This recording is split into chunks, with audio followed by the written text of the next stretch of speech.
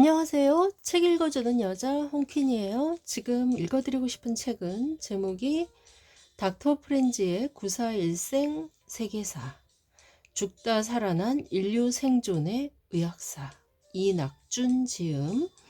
네, 우리가 한 번쯤 들어봤을 그런 질병에 관한, 무시무시한 병에 관한 역사, 재밌고 흥미진진하게 써 있습니다. 제가 그 중에 조금만 읽어 볼게요. 골수 이식, 죽음을 되돌리는 최초의 세포 치료. 제가 골수 이식에 필요한 조혈모 세포를 기증한 인연으로 현재 한국조혈모세포은행협회 홍보대사로 활동하고 있습니다. 협회에서 주관하는 다양한 행사에 적극 참여할 계획이었는데 망막박리 수술을 받게 되면서 1년 넘도록 아무것도 하지 못했어요. 그래서 이번에 골수 이식의 역사를 준비해 봤습니다. 먼저 골수가 무엇인지부터 알아보겠습니다. 우리가 닭고기를 먹을 때 아쉬운 마음에 다리뼈를 꽉 씹으면 안쪽에 검은 부분이 보이죠? 그게 바로 골수입니다. 서양에서는 소 골수를 요리 재료로 씁니다. 요리 콘텐츠를 보면 골수를 고기 위에 부어 기름지게 먹는 장면도 종종 등장하죠. 그런데 이 골수가 단순히 식재료가 아니라 우리 몸의 혈액세포를 만들어내는 매우 중요한 장기라는 사실 알고 계셨나요? 네, 맞아요. 골수도 장기의 한 종류랍니다. 장기의 개념을 조금 더 쉽게 이해해 보자면 우리 몸의 부품 같은 거라고 생각할 수 있어요. 따라서 장기 이식이란 그 부품을 다른 것으로 교체하는 행위죠.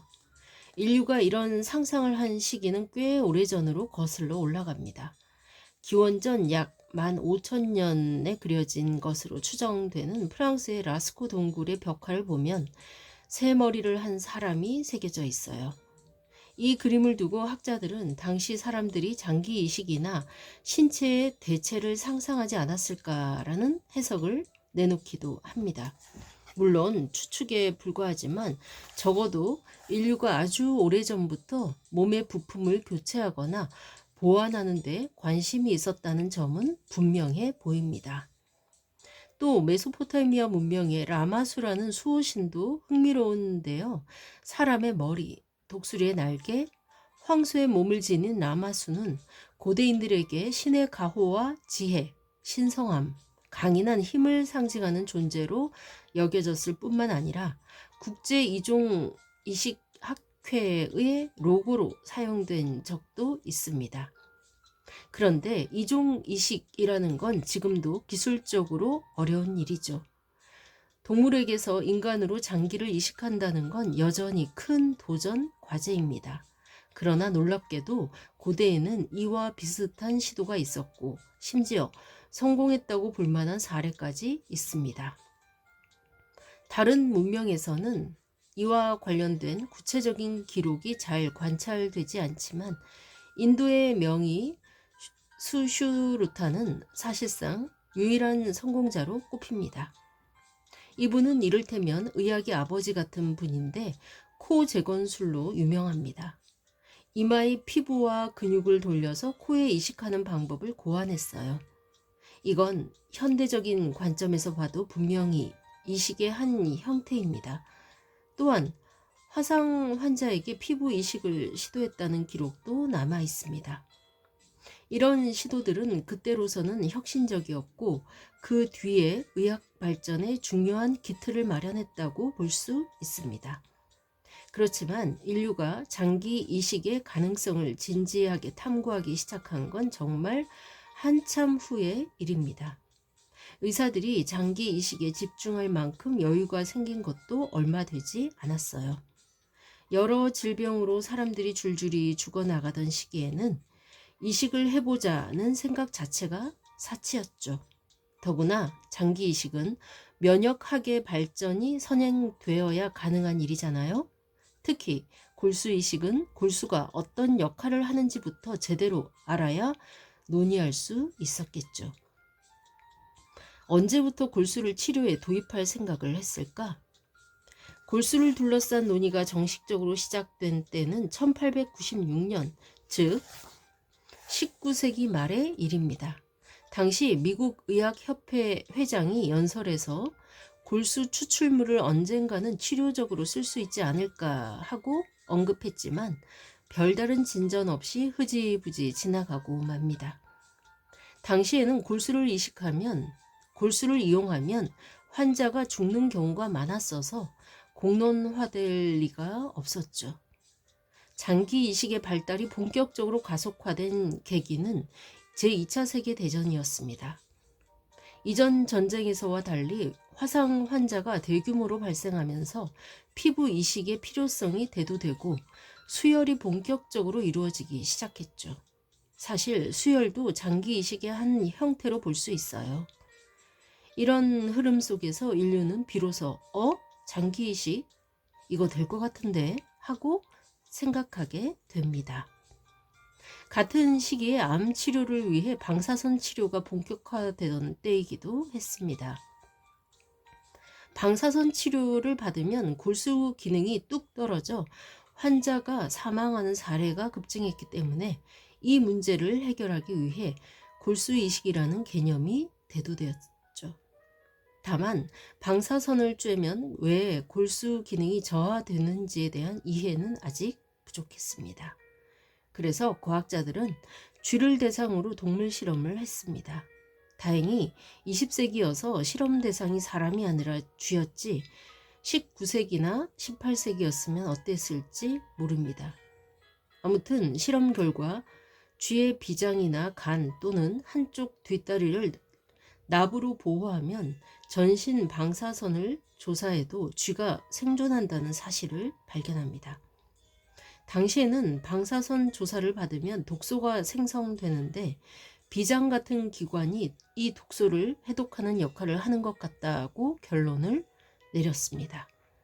이게 1951년의 이야기인데 실제로는 틀린 이론이었죠. 1954년에 들어서야 문제가 제기됐고 단순히 그 부위에 세포가 살아있으면 쥐가 죽지 않는 것 같다는 결론에 이르렀어요. 그렇다면 세포를 살려내야 될 것 같은데 그때 기술로는 방사선 치료를 하면서 동시에 특정 부위의 세포를 보호하는 것이 불가능했습니다. 결국 과학자들은 그냥 방사선을 강하게 쬐은 다음에 골수 기능이 억제되면 다른 동물의 조혈모 세포를 이식하면 되지 않을까 하고 생각했습니다. 그러고는 쥐를 대상으로 실험을 했더니 정말 성공한 겁니다. 이 연구는 1950년대 중후반에 프랑스에서 진행됐는데 적어도 쥐에 대해서는 골수 이식이 가능하다는 사실을 확인하게 됩니다. 실패를 거듭한 골수 이식. 1958년 유고슬라비아 빈차에서 원전 사고가 발생합니다. 당시 연구원들이 중성자 반사체를 조정하던 중 우발적으로 임계의 질량을 초과하면서 핵분열이 일어난 것이 원인이었습니다. 이 사고로 6명의 사람이 방사선에 노출됩니다. 문제는 방사선에 노출된 사람들이 골수의 기능이 저하되면서 생명을 위협받았다는 점입니다. 이때 프랑스의 조르주 마테, 앙리 자메, 니콜라 팡디에가 이끄는 연구팀이 전례 없는 결정을 내립니다. 사람에게는 한 번도 시도한 적이 없지만 쥐 실험에서는 성공한 골수 이식을 사람에게 시행해 보기로 한 거죠. 다른 기증자의 골수를 이식하는 방식이었는데 초기 보고에 따르면 5명 중 4명이 살아남았다고 합니다. 그때로서는 엄청난 성공률로 보였어요. 하지만 초기 결과였을 뿐 골수를 이식받은 환자들이 모두 사망하고 맙니다. 연구진은 이를 골수 이식 자체의 실패 때문이 아니라 감염이나 2차 질환인 이식편대 숙주병 때문이라고 판단했습니다. GVHD 이름만 들어도 복잡하죠? 쉽게 말하면 이식된 조혈모 세포 안에 림프구, 즉 면역세포가 환자의 몸을 적으로 인식하고 공격하는 증후군입니다. 왜 이런 일이 생겼을까요? 지금은 조혈모 세포를 기증하려면 유전자 검사를 해서 적합성을 확인해야 한다는 걸 다들 알고 있죠. 그러나 그때는 유전자의 존재조차 몰랐어요. 혈액형이 맞으면 문제가 없을 거라고만 생각했습니다. 지금 시각에서는 어이없어 보이지만 당시 이론으로는 그렇게 생각할 수밖에 없었죠. 거의 같은 시기에 미국에서도 백혈병 환자에게 골수 이식을 시도했는데 여기에서도 피험자 5명이 모두 생존하지 못했습니다. 동물 실험에서도 비슷한 경향이 계속 관찰됐어요. 이론적으로는 골수 이식이 맞는 방법 같은데 결과가 왜 이럴까 하는 의문만 남았죠. 흥미로운 점은 골수 이식을 하지 않고 단순히 면역 억제제 치료를 받은 환자에게서도 비슷한 증상이 나타났다는 겁니다. 연구를 진행하면서 면역세포가 작동하는 방식과 관련된 표지자, 즉 면역세포가 적을 인지하고 공격하는 지표가 하나 둘씩 밝혀지기 시작했습니다. 이 과정에서 골수를 성공적으로 이식하려면 그저 혈액형만 맞춘다고 되는 게 아니라 더 많은 조건이 맞아야 한다는 가설이 나왔어요. 그리고 이 조건들을 정확히 파악하려면 유전자까지 검사해야 한다는 결론에 도달합니다. 하지만 당시 기술 수준에서는 쉽지 않은 일이었죠. 기술은 그저 필요하다고 해서 만들어지는 게 아니니까요. 길을 찾기 위해 꾸준히 노력한 사람들. 그럼에도 포기하지 않은 사람들이 있었습니다. 바로 중증 복합 면역 결핍증 환자를 치료하던 미네소타 대학교의 연구진입니다. SCID는 유전 질환으로 한번 발병하면 지속적으로 감염으로 끝내 사망에 이르는 병입니다. 당시 5개월 된 남아가 병원을 찾았는데 그의 가족력을 살펴보니 이미 3대에 걸쳐 11명의 남아가 이 병으로 사망했습니다. 그때의 기술로는 치료가 불가능한 병이었지만 의료진은 아이에게 여자 형제가 4명 있다는 사실을 확인하고 희망을 발견합니다. 연구진은 지금까지 개발된 검사 지표 중 인간 백혈구 항원과 림프구 혼합 배양법을 활용해 골수 이식을 시도해 보자고 제안했어요. HLA는 지금도 이식할 때 아주 중요한 조직 적합성 항원이고 MLC는 림프구 간 반응을 확인하는 검사인데 그 시기에는 둘 다 실험적으로 활용되고 있었습니다. 의료진은 HLA 검사를 캘리포니아 대학교에 의뢰했고 MLC 검사는 미네소타의 주도 미니애폴리스에 있는 기관에서 진행했습니다. 검사 결과 여자 형제 4명 중 이식에 적합한 1명을 찾아냅니다. 골수는 골반에서 뼈를 뽑는 방식으로 추출했어요. 문제는 그 여자 형제와 환자의 혈액형이 다르다는 거였어요. 이 때문에 이식한 뒤에 환자가 즉시 사망할 가능성이 있다고 예측되었지만 그래도 시도하기로 결정합니다. 예상대로 초반에 문제가 발생했습니다. 그러나 그때는 몸 안의 면역 반응을 조절하는 스테로이드 치료가 가능했기 때문에 조심스럽게 관리하며 지켜봅니다. 그 결과 놀라운 일이 벌어져요. 이식받은 아이의 혈액형이 자매의 혈액형으로 바뀌고 그 무서운 병이 완전히 사라진 겁니다. 이것이 인류 최초의 골수 이식 성공 사례로 1968년의 일이었습니다. 인류 역사 전체로 보면 다소 늦었다고 느껴지기도 하지만 골수 이식의 난도를 생각하면 매우 이른 성과로 볼 수 있습니다. 이 성공에 이어 의료진은 또 다른 난치병인 비스코트 올드리치 증후군에도 골수 이식을 시도했습니다. 이 질환은 SCID와 달리 약간의 면역 기능이 남아있기 때문에 우선 환자의 면역 체계를 없애는 전처치를 거친 다음에 이식을 했어요. 이 케이스도 성공하자 이게 진짜 될지도 모르겠다는 희망을 품게 됩니다. 그러나 위의 두 사례는 사실상 우연이 겹친 성공이었습니다. 당시의 표지자 검사가 아직 확실하지 않았기 때문입니다. 그 뒤에 골수 이식 사례 203건 가운데 125건은 아예 이식에 실패했고 최종적으로 생존한 환자는 단 3명이었습니다. 그중 2명이 아까 말씀드린 성공 사례였으니 나머지 결과는 말 그대로 절망적이었다고 할 수 있죠. 골수 이식의 위험성을 보여준 조혈모 세포 추출. 그렇게 시간이 흘러 1980년대에 이르러서야 비로소 더 정밀한 검사가 가능해지면서 골수 이식 건수가 기하급수적으로 늘어났습니다. 부작용은 여전히 심각했지만 이식할 수 있는 대상이 면역 억제자뿐 아니라 백혈병 등 다양한 질환으로 확대되면서 불치병 환자들에게 희망이 되었습니다. 하지만 이식 건수가 늘면서 또 다른 문제가 생겼어요. 바로 공여자에 대한 부작용이었습니다. 골수를 직접 채취하다 보니 통증이 심한 것은 물론이고 당시에는 기술이 섬세하지 못한 탓에 골절 같은 사고가 나기도 했어요. 사실 이식할 때 가장 중요한 것이 공여자의 안전이잖아요. 헌혈도 헌혈자의 안전이 최우선이듯 말입니다. 그러나 이 시기에는 골수 이식이 빈말로도 안전하다고 하기 어려운 수준이었고 이런 이유로 공여자의 협조를 구하기가 쉽지 않았습니다.